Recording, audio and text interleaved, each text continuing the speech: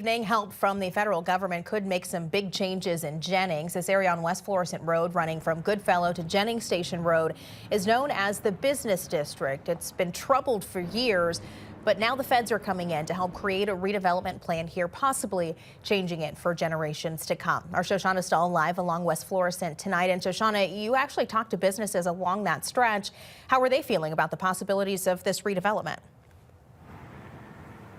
Yeah, Sam, every step you take in the business district looks a little bit different. Across the street over here, you could see several thriving businesses that have been a part of the community for years now. And then over here on this side of the street, just across from them, is business after business, abandoned buildings, boarded up windows. The business owners we spoke to say they don't want to see this anymore. They want to see more businesses come in, allowing everyone to thrive.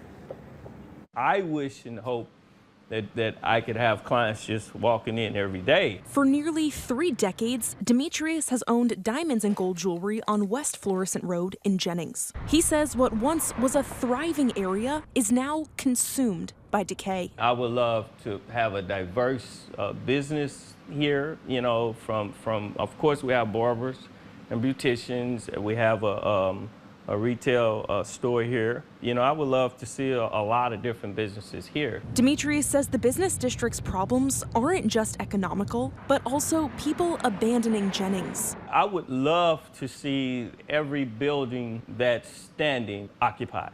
Jennings is one of 10 communities across the country getting federal help. The town applied for the EPA's Building Blocks for Sustainable Communities program.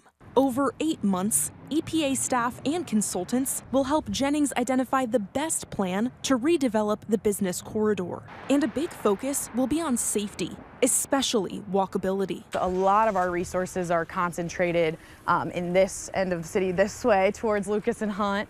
And so we want to make sure we can get as many resources over there as well. It's a huge priority to make sure that it is community driven, because, you know, if we make a redevelopment plan that actually doesn't make any sense for the community and doesn't have any community input, it's probably not going to last for very long. Shantae Caver wanting to be on a main street. It's a lot of abandoned buildings around here that I feel like they need to redo them, you know, remodel. Recently moved her businesses to Jennings Business District. She feels busted out windows deters customers, but hearing a change is coming brings hope and excitement. People walk up and down the street, but I really feel like this area right here, I mean, it needs to thrive a little more as far as business.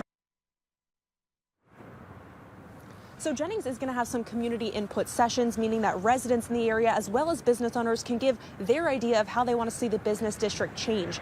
Despite the EPA providing some staff to help with the planning, there's no money that comes with that, meaning Jennings is going to have to apply for other grants to get funding to make those plans a reality here. Live in Jennings, Shoshana Stahl, First Alert 4.